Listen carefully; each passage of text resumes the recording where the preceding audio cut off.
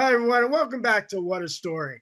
Today, we have a Halloween special. Ooh. We have a ghost story. And who's bringing us our ghost story? Diana B. So, Diana, how you doing?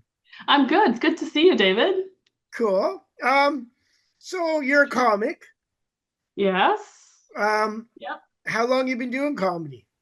I started doing improv back in 2016 and dabbling in some stand-up, like a couple of times a year since then.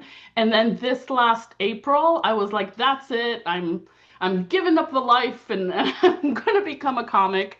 So it's really only been, I just celebrated 6 months of open mic after open mic and show after show. Okay, cool. So, what made you leave improv? Yes, and Yes. Yeah, I didn't quite leave improv. I added this a little. I added this. There's just not as many opportunities to perform. I find with improv, especially I'm in Milton, and there's very little comedy or improv in Milton, so I gotta travel quite a bit. Uh, what would you consider the difference between like comedy, like stand up, and improv? Improv is a team sport. Okay. Right? Yeah, it's absolutely it's a difference between like basketball and archery, right? Okay. I find. So you're really in it together in improv. You're taking care of one another, and sometimes something magical happens. More times than not, it doesn't. But that's part of the process. Mhm. With stand-up, it's just you up Yeah. there, right? It's just you and the audience, which again, both have their pros and cons. But you know, Okay. Because my difference is improv is like a Jack Russell Terrier, where it's like okay. throw the ball, throw the ball, throw the ball. Mhm. And improv or stand up is like a combat vet telling you a story. Okay. Like, you weren't there, man. You weren't there. You don't know how it was. All right. Yeah, So great. Mhm. you have a spooky story. What's I your do have a, spooky yeah, I story? do. I All right. do. What Yeah. is it? Okay, so I have a very good friend. Her name's Sheena, who is all into ghost stuff, right? Now, she lives out near Kingston, and she's exhausted all the haunted walks down that way because Kingston's incredibly haunted. So she messages me, this is 2 years ago, and says, hey, there's a new haunted walk happening at Pioneer Village. And are you familiar with Pioneer Village? Yes. Yeah, so if anybody's not, it's literally what it says. It's old homes that have been transferred from, all over Ontario, really, and put into this one place, to show history and all of that. Great place for kids. I hadn't been there since I was like 9 years old.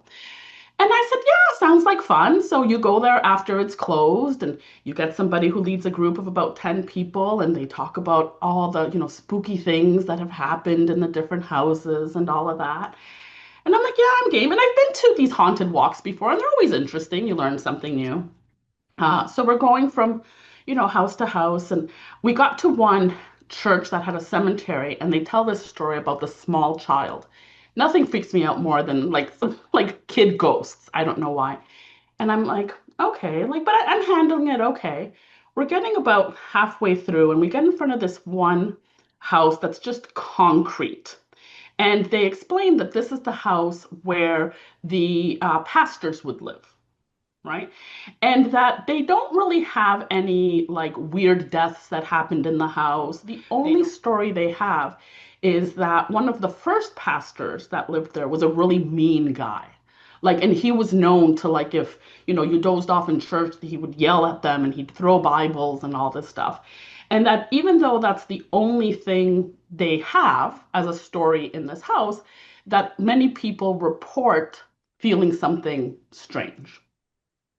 And she says, if anybody here is sensitive to the supernatural, I just ask you to, just be cautious. The moment I stepped in the door, there's like a tiny vestibule. It feels like I had walked into just a thick air, right? Like just thick air. And I thought, that's weird. But I thought, these are old houses. There's very little ventilation. It was all concrete. I honestly, like, I felt it, but I didn't think anything of it. I start making my way to the where the group is. They're already kind of in the living room area.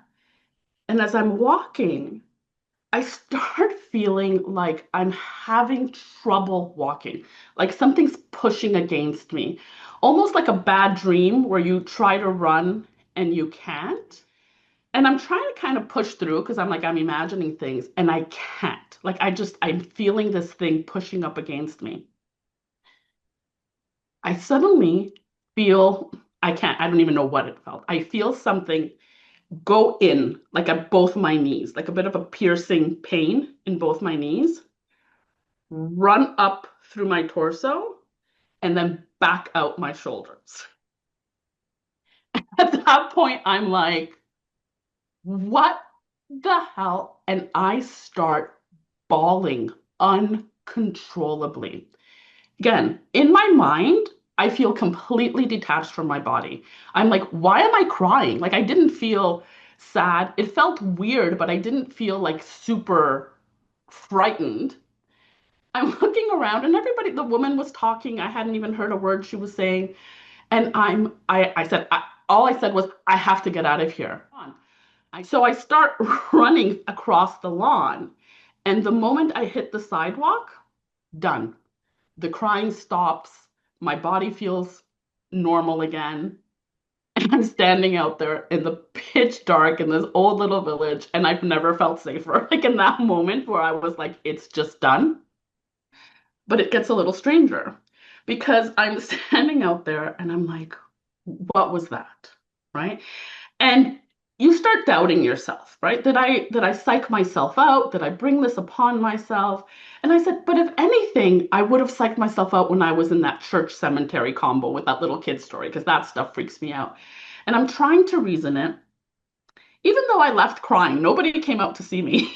So when she finished her story, the tour guide comes out before everybody else has come, and she says, "Hey, what happened?"